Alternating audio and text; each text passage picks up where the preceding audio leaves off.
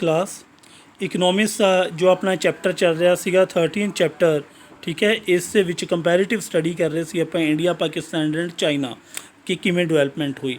ਇਸ ਦਾ ਆਪਣਾ ਜਸਟ ਇੱਕ ਪਾਰਟ ਰਹਿ ਗਿਆ ਸੀਗਾ comparative study. Okay, India Pakistan and China the comparative study. ਸੋ ਹੁਣ ਕੰਪੈਰੀਟਿਵ ਸਟੱਡੀ ਜੋ ਆਪਾਂ ਨੇ ਕਰਨੀ ਆ ਇਸ ਦੀ, ਇਸ ਦੇ ਰਿਗਾਰਡਿੰਗ ਜੋ ਬੁੱਕ ਆ ਆਪਣੇ ਕੋਲ ਉਸ ਦੇ ਵਿੱਚ 4 ਪੋਰਸ਼ਨਸ ਬਣੇ ਹੋਏ ਨੇ। ਠੀਕ ਹੈ, ਸੋ ਇੱਕ ਪੋਰਸ਼ਨ ਦੇ ਵਿੱਚ ਕੀ ਹੈ, ਜੇ ਤੁਸੀਂ ਬੁੱਕ ਦੇਖੋਗੇ ਆਪਣੀ GDP ਗਰੋਥ ਡਿਵਾਈਡ ਕੀਤਾ ਹੋਇਆ, ਤੇ ਸੈਕੰਡਲੀ ਸਟਰਕਚਰਲ ਗਰੋਥ। ਠੀਕ ਹੈ ਜੀ। ਥਰਡ ਡੈਮੋਗ੍ਰਾਫਿਕ ਪ੍ਰੋਫਾਈਲ ਹੈ। ਉਸ ਤੋਂ ਬਾਅਦ ਤੁਹਾਡੇ ਕੋਲ ਜਿਹੜਾ ਲਾਸਟ ਪੁਆਇੰਟ ਉਹ ਹੈ ਹਿਊਮਨ ਡਿਵੈਲਪਮੈਂਟ। ਠੀਕ ਹੈ ਜੀ। ਸੋ ਆਪਾਂ ਨੇ ਕੀ ਕਰਨਾ ਇਸ ਦਾ, ਹੁਣ ਆਪਾਂ ਨੰਬਰ 1 ਜੋ ਫਸਟ ਕਰਾਂਗੇ ਇਸ ਦੇ ਵਿੱਚ ਜਿਹੜੀ ਆਪਾਂ ਇਸ ਵੀਡੀਓ ਦੇ ਵਿੱਚ ਤੁਸੀਂ ਦੇਖ ਰਹੇ ਹੋ ਇਸੇ ਅਕੋਰਡਿੰਗ ਕਰਨਾ। ਨੰਬਰ 1 ਦੇ ਵਿੱਚ ਆਪਣੇ ਕੋਲ ਜੋ ਹੈ ਇਹ ਡਿਵੈਲਪਮੈਂਟ ਕਿਹੜੀ ਆ ਵਿੱਚ ਤੁਹਾਡੇ ਕੋਲ ਜਿਹੜੀ ਡੈਮੋਗ੍ਰਾਫਿਕ ਹੈ। ਠੀਕ ਹੈ ਜੀ। ਆਪਾਂ ਡੈਮੋਗ੍ਰਾਫਿਕ ਦੇ ਵਿੱਚ ਲੈ ਸਕਦੇ ਹਾਂ ਪੋਪੂਲੇਸ਼ਨ ਵਗੈਰਾ। ਇਸ ਤੋਂ ਬਾਅਦ GDP ਕਰਾਂਗੇ, GDP ਤੋਂ ਬਾਅਦ ਹਿਊਮਨ ਡਿਵੈਲਪਮੈਂਟ ਕਰਾਂਗੇ। ਆਪਾਂ ਜਸਟ 3 ਪਾਰਟਸ 'ਚ ਕਰਾਂਗੇ। ਸੋ ਤੁਹਾਨੂੰ ਹੋਰ ਕੋਈ ਕਰਨ ਦੀ ਜ਼ਰੂਰਤ ਨਹੀਂ ਹੈ, ਜਸਟ ਇਹ ਪੋਰਸ਼ਨ ਹੀ ਤੁਸੀਂ ਕਰਨਾ। ਠੀਕ ਹੈ, ਜਿਹੜਾ ਮੈਂ ਤੁਹਾਨੂੰ ਕਰਵਾ ਰਿਹਾ। ਬਾਕੀ ਐਡੀ ਵੱਡੀ ਕੰਪੈਰੀਟਿਵ ਸਟੱਡੀ ਕਰਨ ਦੀ ਕੋਈ ਜ਼ਰੂਰਤ ਨਹੀਂ ਹੈ। ਸੋ ਇਹ ਜਿਹੜੇ ਨੋਟਸ ਨੇ ਇਹ ਵਿੱਚ ਸਫੀਸ਼ੀਐਂਟ ਨੇ ਤੁਹਾਡੇ ਲਈ। ਠੀਕ ਹੈ ਜੀ, ਮੋਰ ਦੈਨ ਸਫੀਸ਼ੀਐਂਟ ਨੇ ਇਵਨ। ਸੋ ਹੁਣ ਸਭ ਤੋਂ ਪਹਿਲਾਂ ਆਪਾਂ ਗੱਲ ਕਰਦੇ ਹਾਂ ਡੈਮੋਗ੍ਰਾਫਿਕ ਪ੍ਰੋਫਾਈਲ। ਠੀਕ ਹੈ ਜੀ, ਜਿਹੜੀ ਆਪਣੇ ਕੋਲ ਨੰਬਰ 1 ਪੁਆਇੰਟ ਹੈ ਇਸ ਦੇ ਵਿੱਚ, the population of Pakistan is very small and accounts for ਰਫਲੀ about 1/10 of China and India. So ਹੁਣ ਆਪਾਂ ਦੇਖੀਏ ਇਸ ਦੇ ਵਿੱਚ ਤਾਂ ਕੀ ਕਿਹਾ ਗਿਆ ਪਹਿਲੇ ਪੁਆਇੰਟ 'ਚ ਕਿ ਜਿਹੜੀ ਪੋਪੂਲੇਸ਼ਨ ਹੈ ਨਾ, ਕਿਹਦੀ ਪੋਪੂਲੇਸ਼ਨ ਦੀ ਗੱਲ ਕਰ ਰਿਹਾ ਉਹ, population of Pakistan is very small and account for roughly about 1/10 of China and India। ਸੋ ਇਹ 1/10 ਹੈ ਚਾਈਨਾ ਤੇ ਇੰਡੀਆ ਦਾ। ਇਹ ਹੋ ਗਿਆ ਪੋਪੂਲੇਸ਼ਨ ਦੇ ਬਿਹਾਫ ਦੇ ਉੱਤੇ। ਠੀਕ ਹੈ ਜੀ, ਕੰਟਰਾਸਟ ਜਾਂ ਕੰਪੈਰੀਜ਼ਨ। ਸੋ ਸੈਕਿੰਡ ਪੁਆਇੰਟ, ਦੋ China is the largest nation geographically among the 3, its density is lowest. ਹੁਣ ਦੇਖੋ ਜੇ ਆਪਾਂ ਦੇਖੀਏ ਚਾਈਨਾ ਕਹਿੰਦਾ ਸਭ ਤੋਂ ਵੱਡਾ ਹੈ। ਠੀਕ ਹੈ ਜੀ, ਲਾਰਜੈਸਟ ਨੇਸ਼ਨ ਆ ਜੋਗ੍ਰਾਫਿਕਲੀ ਏਰੀਆ ਵਾਈਜ਼ ਆਪਾਂ ਦੇਖੀਏ ਜੇਕਰ, but its density is lowest. Density ਕੀ ਹੁੰਦੀ ਹੈ ਪੋਪੂਲੇਸ਼ਨ ਦੀ। ਠੀਕ ਹੈ ਜੀ, ਯਾਨੀ ਕਿ ਇੱਕ ਸਕੁਅਰ ਕਿਲੋਮੀਟਰ ਦੇ ਵਿੱਚ ਕਿੰਨੇ ਲੋਕ ਰਹਿ ਰਹੇ ਨੇ। ਹੁਣ ਆਪਾਂ ਕਿਸੇ ਕੰਟਰੀ ਦੀ ਗੱਲ ਕਰੀਏ, ਮੰਨ ਲਓ 800 ਰਹਿ ਰਿਹਾ ਇੱਕ ਸਕੁਅਰ ਕਿਲੋਮੀਟਰ ਦੇ ਵਿੱਚ। ਠੀਕ ਹੈ ਜੀ। ਉਸ ਤੋਂ ਬਾਅਦ ਕਿਸੇ ਅਦਰ ਕੰਟਰੀ ਦੀ ਗੱਲ ਕਰੀਏ 200 ਰਹਿ ਰਿਹਾ, ਅਦਰ ਕੰਟਰੀ ਦੀ ਗੱਲ ਕਰੀਏ 50 ਲੋਕ ਰਹਿ ਰਹੇ ਨੇ। ਸੋ ਕਹਿ ਰਿਹਾ ਕਿ ਏਰੀਆ ਜਿਹੜਾ ਹੈਗਾ ਉਸ ਦੇ ਕੋਲ ਕਾਫੀ ਵੱਡਾ ਹੈ, ਇਸ ਦੇ ਨਾਲ ਹੀ ਉਹਦੀ ਡੈਂਸਿਟੀ ਹੈ ਜਿਹੜੀ ਉਹ ਲੋਐਸਟ ਆ।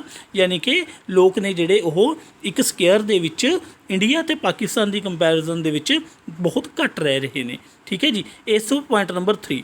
ਥਰਡ ਪੁਆਇੰਟ ਦੇਖਾਂਗੇ ਆਪਾਂ ਕਿ population growth is highest in Pakistan followed by India and China. ਹੁਣ ਜੇਕਰ ਆਪਾਂ ਦੇਖੀਏ ਕਿ ਜਿਹੜੀ ਪੋਪੂਲੇਸ਼ਨ ਦੀ ਗਰੋਥ ਹੈ ਨਾ, ਪੋਪੂਲੇਸ਼ਨ ਗਰੋਥ ਆ ਕਿਹਦੀ ਹਾਈਐਸਟ ਇਨ ਪਾਕਿਸਤਾਨ। ਹੁਣ ਪਾਕਿਸਤਾਨ ਦੇ ਵਿੱਚ ਪੋਪੂਲੇਸ਼ਨ ਦੀ ਗਰੋਥ ਬਹੁਤ ਤੇਜ਼ੀ ਨਾਲ ਹੋ ਰਹੀ ਆ। ਜੇ ਆਪਾਂ ਗੱਲ ਕਰੀਏ ਕਿਹਦੇ ਕੰਪੈਰੀਟਿਵ, ਇੰਡੀਆ ਐਂਡ ਚਾਈਨਾ ਦੇ। ਸੋ 1 child norm which was introduced in China in the late 1970s is a major reason for low population growth। ਹੁਣ ਜਿਹੜੀ ਪੋਪੂਲੇਸ਼ਨ ਗਰੋਥ ਚਾਈਨਾ ਦੇ ਵਿੱਚ ਘਟੀ ਹੈ ਨਾ, ਇਸ ਦਾ ਇੱਕ ਕਾਰਨ ਕੀ ਹੈ 1970 ਦੇ ਵਿੱਚ ਜਿਹੜੀ ਉਹਨਾਂ ਨੇ ਇੱਕ ਪੋਲਿਸੀ ਅਪਣਾਈ ਜਾਂ ਲੋ ਪੋਪੂਲੇਸ਼ਨ ਗਰੋਥ ਦਾ ਜੋ ਉਹਨਾਂ ਨੇ ਨੀਤੀ ਅਪਣਾਈ। But this measure led to a decline in the sex ratio that is proportion of female per 1000 males। ਹੁਣ ਆਪਾਂ ਗੱਲ ਕਰੀਏ ਕਿ ਜਿਹੜੀ ਪੋਪੂਲੇਸ਼ਨ ਹੈ, ਪੋਪੂਲੇਸ਼ਨ ਤਾਂ ਘਟੀ ਬਟ ਇਸ ਨਾਲ ਕੀ ਹੋਇਆ ਸੈਕਸ ਰੇਸ਼ੋ ਦੇ ਵਿੱਚ ਵੀ ਕਾਫੀ ਜਿਹੜੀ ਆਪਾਂ ਕਹਿੰਦੇ ਇੰਬੈਲੈਂਸ ਹੋ ਗਿਆ। ਯਾਨੀ ਕਿ ਜਿਹੜੀ ਲੋਕ ਨੇ ਬॉयਜ਼ ਆਪਾਂ ਕਹਿ ਸਕਦੇ ਹਾਂ ਮੇਲਸ ਨੇ, ਉਹਨਾਂ ਦੇ ਪਿੱਛੇ ਜਿਹੜੀਆਂ ਫੀਮੇਲਸ ਨੇ ਜਾਂ ਵੀਮੈਨ ਨੇ ਉਹ ਘੱਟ ਨੇ ਐਜ਼ ਕੰਪੇਅਰ ਟੂ ਜੇ ਆਪਾਂ ਦੇਖੀਏ ਤਾਂ ਅਦਰ ਕੰਟਰੀਜ਼। ਠੀਕ ਹੈ ਜੀ। ਇਸ ਤੋਂ ਬਾਅਦ ਆਪਾਂ ਨੰਬਰ 4 ਦੀ ਗੱਲ ਕਰਦੇ ਹਾਂ। 4th ਪੁਆਇੰਟ ਕੀ ਕਹਿ ਰਿਹਾ ਆਪਾਂ ਨੂੰ, the sex ratio is low and biased against female in all the 3 countries. ਹੁਣ ਆਪਾਂ ਦੇਖੀਏ ਜੇਕਰ ਕਿ ਜਿਹੜੀ ਸੈਕਸ ਰੇਸ਼ੋ ਆ ਯਾਨੀ ਕਿ ਠੀਕ ਹੈ ਜੀ ਲੋਕਾਂ ਦੇ 1000 ਮੇਲ ਦੇ ਪਿੱਛੇ ਕਿੰਨੀਆਂ ਵੀਮੈਨ ਨੇ ਜਾਂ ਫੀਮੇਲ ਨੇ, ਉਹ ਬਾਇਸਡ ਅਗੇਂਸਟ ਫੀਮੇਲਸ। ਇਹਨਾਂ ਸਟਰਕਚਰ ਜਿਹੜੇ ਨਾ ਫੀਮੇਲਸ ਦੇ ਵਿਰੋਧ ਦੇ ਵਿੱਚ ਹੀ ਹੈ ਇੱਕ ਤਰੀਕੇ ਦਾ ਕਹਿ ਸਕਦੇ ਹਾਂ। ਯਾਨੀ ਕਿ ਕਹਿਣ ਦਾ ਮਤਲਬ ਆ ਕਿ ਤਿੰਨੇ ਕੰਟਰੀਜ਼ ਦੇ ਵਿੱਚ ਸੇਮ ਤਰੀਕੇ ਦੇ ਨਾਲ ਜਿਹੜੇ ਗਰਲਸ ਦੀ ਜਾਂ ਫੀਮੇਲ ਦੀ ਰੇਸ਼ੋ ਘੱਟ ਆ as compare to male ratio. ਠੀਕ ਹੈ ਜੀ। There is strong son preference prevailing. ਠੀਕ ਹੈ ਜੀ, ਯਾਨੀ ਕਿ ਉਹ ਵੱਧ ਤੋਂ ਵੱਧ ਬੇਟੇ ਨੂੰ ਹੀ ਜ਼ਿਆਦਾ ਉੱਤਮ ਮੰਨਦੇ ਨੇ ਤਿੰਨੇ ਕੰਟਰੀਜ਼ ਦੇ ਵਿੱਚ। ਇਹ ਚੀਜ਼ ਕਹਿ ਰਿਹਾ ਇਹ ਪੁਆਇੰਟ। ਠੀਕ ਹੈ ਜੀ। ਉਸ ਤੋਂ ਬਾਅਦ number 5, the fertility rate is low in China and very high in Pakistan. ਹੁਣ ਦੇਖੀਏ ਕਿ ਜਿਹੜਾ ਫਰਟੀਲਿਟੀ ਰੇਟ ਹੈ ਯਾਨੀ ਕਿ ਮੌਤ ਦਰ ਹੈ ਨਾ, ਉਹ ਚਾਈਨਾ ਦੇ ਵਿੱਚ ਤਾਂ ਬਹੁਤ ਜ਼ਿਆਦਾ ਘੱਟ ਆ, ਬਟ ਬਹੁਤ ਤੇਜ਼ੀ ਦੇ ਨਾਲ ਵੱਧ ਰਹੀ ਹੈ ਕਿਹਦੇ ਵਿੱਚ, ਪਾਕਿਸਤਾਨ ਦੇ ਵਿੱਚ। ਦੇਖੀਏ ਉਸ ਤੋਂ ਬਾਅਦ 6 ਪੁਆਇੰਟ, ਉਸ ਤੋਂ ਬਾਅਦ 6 ਦੇ ਵਿੱਚ ਕੀ ਕਹਿ ਰਿਹਾ ਬੇਟਾ ਕਿ urbanisation is high in both China and Pakistan with India having 28% of its people living in urban areas. ਹੁਣ ਜੇ ਆਪਾਂ ਦੇਖੀਏ ਅਰਬਨਾਈਜੇਸ਼ਨ ਯਾਨੀ ਕਿ ਸ਼ਹਿਰੀਕਰਨ ਆ, ਜਿਹੜਾ ਸ਼ਹਿਰਾਂ ਦੇ ਵਿੱਚ ਪੋਪੂਲੇਸ਼ਨ ਜਾ ਰਹੀ ਹੈ, ਉਹ ਚਾਈਨਾ ਦੇ ਵਿੱਚ ਤੇ ਪਾਕਿਸਤਾਨ ਦੇ ਵਿੱਚ ਤਾਂ ਬਹੁਤ ਅੱਛੇ ਤਰੀਕੇ ਦੇ ਨਾਲ ਹੈ, ਠੀਕ ਹੈ ਜੀ। ਯਾਨੀ ਕਿ ਜ਼ਿਆਦਾ ਸ਼ਹਿਰੀਕਰਨ ਹੋਇਆ, ਜ਼ਿਆਦਾ ਪੇਂਡੂ ਇਲਾਕੇ ਤੋਂ ਕੱਢ ਕੇ ਸ਼ਹਿਰਾਂ ਦੇ ਵੱਲ ਨੂੰ ਲੈ ਕੇ ਆਏ ਨੇ ਪੋਪੂਲੇਸ਼ਨ ਨੂੰ, ਕੌਣ, China and Pakistan. But India ਦੀ ਗੱਲ ਕੀਤੀ ਜਾਵੇ ਤਾਂ ਜਸਟ 28%, ਠੀਕ ਹੈ ਜੀ, ਸਿਰਫ 28% ਪੋਪੂਲੇਸ਼ਨ ਨੂੰ ਹੀ ਇੰਡੀਆ, ਠੀਕ ਹੈ ਜੀ, ਮਾਈਗ੍ਰੇਟ ਕਰਨ ਦੇ ਵਿੱਚ ਸਫਲ ਰਿਹਾ।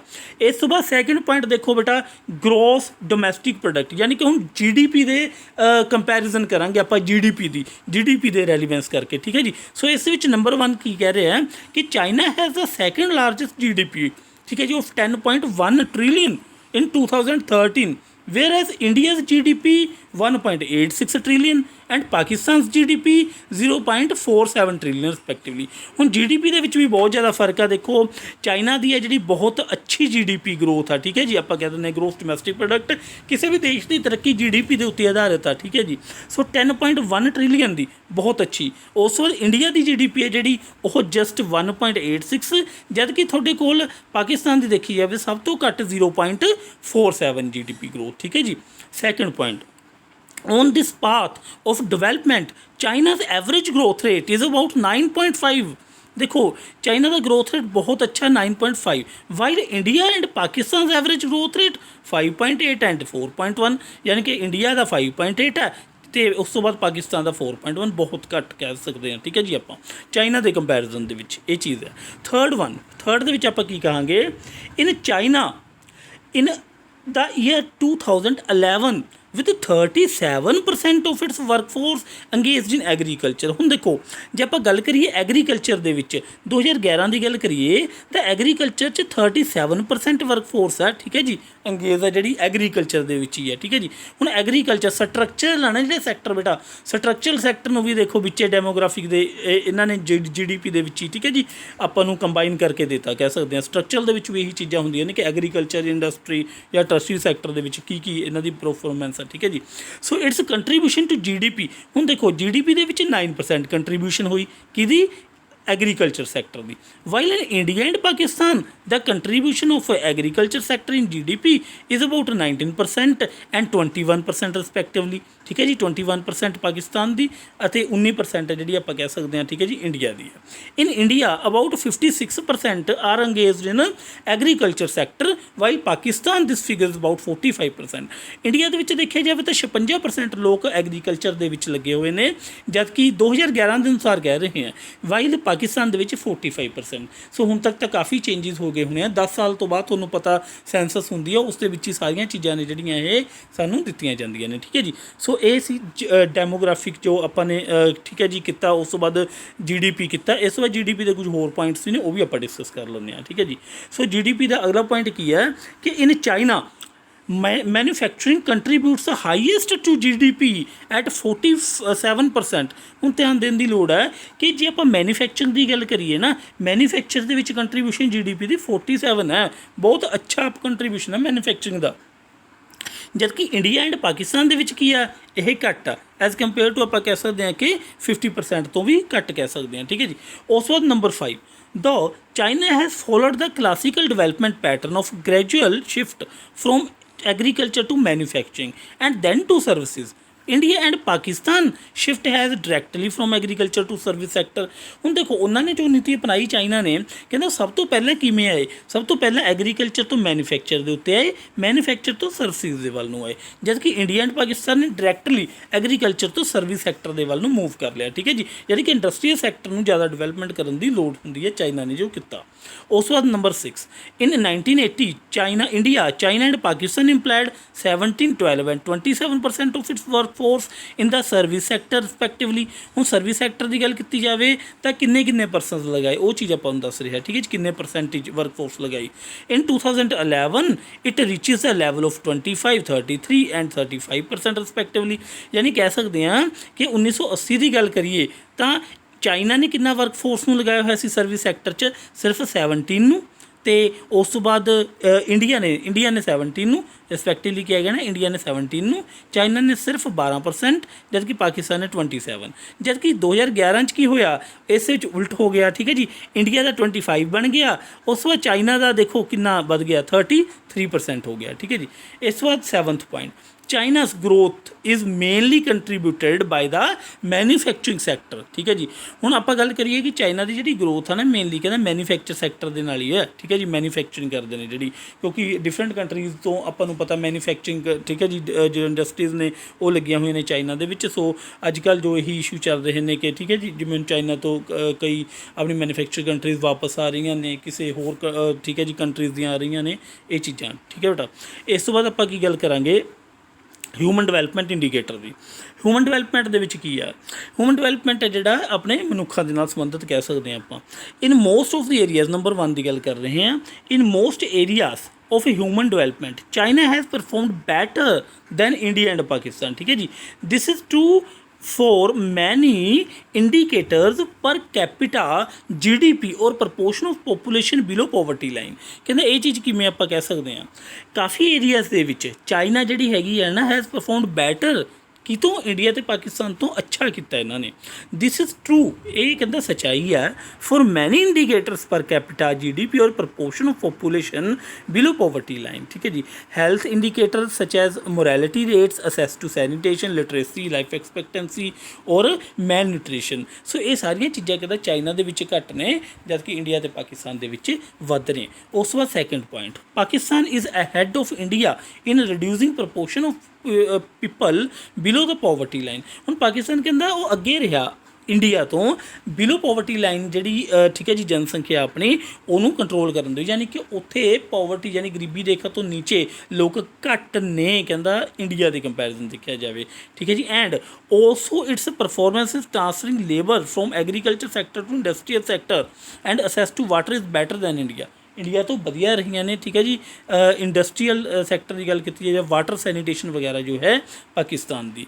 ਸੋ ਹੁਣ ਤੁਸੀਂ ਧਿਆਨ ਦਿੱਤਾ ਹੋਵੇ, ਜੇ ਤੁਸੀਂ ਪਹਿਲੀਆਂ ਵੀਡੀਓਜ਼ ਅੱਛੀ ਤਰ੍ਹਾਂ ਦੇਖੀਆਂ ਹੋਣ ਤਾਂ ਉਹਨਾਂ ਦੇ ਵਿੱਚ ਵੀ ਇਹੀ ਚੀਜ਼ਾਂ ਕਰਵਾਈਆਂ ਨੇ, ਉਹਨਾਂ ਨੂੰ ਹੀ ਮੈਂ ਕੰਪੈਰੀਜ਼ਨ ਦੇ ਵਿੱਚ ਲਿਆ ਕੇ ਤੁਹਾਡਾ ਇਹ ਜੋ ਠੀਕ ਹੈ ਜੀ ਕੀਤਾ ਬੇਟਾ। ਸੋ ਇਹਨੂੰ ਯਾਦ ਕਰਨਾ ਤੁਹਾਡੇ ਲਈ ਈਜ਼ੀ ਹੋ ਜਾਏਗਾ। ਸੋ ਤੁਸੀਂ ਨੋਟਸ ਵੀ ਇਸ 'ਤੇ ਪੂਰੀ ਪ੍ਰੋਪਰ ਤਰੀਕੇ ਦੇ ਨਾਲ ਬਣਾ ਲਿਓ। Third one, contrary to it India is ahead of Pakistan in education and providing health services.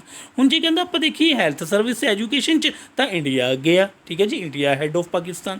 ਉਸ ਤੋਂ ਬਾਅਦ number 4, India and Pakistan are ahead of China in providing improved water sources. ਹੁਣ ਦੇਖੋ ਕਹਿੰਦਾ ਇੰਡੀਆ ਅਤੇ ਪਾਕਿਸਤਾਨ ਦੋਨੋਂ ਅੱਗੇ ਨੇ ਚਾਈਨਾ ਤੋਂ, ਠੀਕ ਹੈ ਜੀ। ਕਿਹੜੀ ਚੀਜ਼ ਦੇ ਲਈ, ਜੇ ਆਪਾਂ ਵਾਟਰ ਦੀ ਗੱਲ ਕਰੀਏ, ਵਾਟਰ ਦੇ ਲਈ, ਠੀਕ ਹੈ ਜੀ, ਅੱਛੀ ਜੋ ਵਾਟਰ ਦੀ ਜਾਂ ਸੈਨੀਟੇਸ਼ਨ ਦੀ ਜੋ ਫੈਸਿਲਿਟੀ ਆ ਉਸ ਦੇ ਲਈ। ਸੋ ਕਨਕਲੂਜਨ ਕੀ ਕਿਹਾ ਜਾ ਸਕਦਾ, ਕਨਕਲੂਜਨ ਦੇ ਵਿੱਚ ਆਪਾਂ ਕਹਿ ਸਕਦੇ ਹਾਂ ਕਿ ਇੰਡੀਆ ਪਰਫੋਰਮਡ, ਠੀਕ ਹੈ ਜੀ, moderately as it clear from. India ਨੇ ਕਹਿੰਦਾ ਕਿਵੇਂ ਦਾ ਪਰਫੋਰਮ ਕੀਤਾ। ਆਪਾਂ ਕਨਕਲੂਜਨ ਦੇ ਵਿੱਚ ਇੰਡੀਆ ਦੇ ਬਾਰੇ ਥੋੜ੍ਹਾ ਦੱਸਦੇ ਹਾਂ। ਮੋਡਰੇਟ ਹੁੰਦਾ ਬੱਚੇ, ਦੇਖੋ ਮੋਡਰੇਟ ਦਾ ਮਤਲਬ ਹੁੰਦਾ, ਠੀਕ ਹੈ ਜੀ, 50% ਟੂ 60-70% ਕੁਛ ਐਂ ਕਹਿ ਸਕਦੇ ਹਾਂ, ਠੀਕ ਹੈ ਜੀ। ਯਾਨੀ ਕਿ ਨਾ ਤਾਂ ਬਾਹਲਾ ਈਜ਼ੀ ਹੁੰਦਾ, ਨਾ ਬਾਹਲਾ ਡਿਫੀਕਲਟ ਹੁੰਦਾ, ਦੈਟ ਇਜ਼ ਮੋਡਰੇਟ, ਠੀਕ ਹੈ।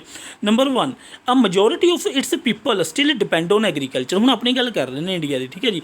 ਕੀ ਕਹਿ ਰਹੇ ਕਿ ਜਿਹੜੀ ਮੈਜੋਰਿਟੀ ਆਫ ਪੀਪਲ ਹੈ ਨਾ, ਉਹ ਕਿਹਦੇ ਉੱਤੇ ਡਿਪੈਂਡ ਆ ਹਾਲੇ ਤੱਕ ਵੀ, ਐਗਰੀਕਲਚਰ 'ਤੇ। ਉਸ ਤੋਂ ਬਾਅਦ ਸੈਕਿੰਡ, ਇਨਫਰਾਸਟਰਕਚਰ ਇਜ਼ ਲੈਕਿੰਗ ਇਨ ਮੈਨੀ ਪਾਰਟਸ ਆਫ ਦੀ ਕੰਟਰੀ। ਹੁਣ ਕਹਿੰਦਾ ਇਨਫਰਾਸਟਰਕਚਰ ਦੀ ਕਮੀ ਆ, ਲੈਕ ਆ, ਠੀਕ ਹੈ ਜੀ। ਬਹੁਤ ਕੰਟਰੀ ਦੇ ਵਿੱਚ ਇਹੋ ਜਿਹੇ ਪਾਰਟ ਨੇ ਆਪਣੇ, ਠੀਕ ਹੈ ਜੀ, ਬਹੁਤ ਜ਼ਿਆਦਾ ਸ਼ਹਿਰ, ਬਹੁਤ ਜ਼ਿਆਦਾ ਕਸਬੇ ਜਾਂ ਬਹੁਤ ਜ਼ਿਆਦਾ ਇਹਦੀਆਂ ਚੀਜ਼ਾਂ ਜਿਨ੍ਹਾਂ ਦੇ ਵਿੱਚ ਆਪਣੇ ਕੋਲ, ਠੀਕ ਹੈ ਜੀ, ਪੂਰੀਆਂ ਫੈਸਿਲਿਟੀਜ਼ ਹੀ ਨਹੀਂ ਹੈਗੀਆਂ।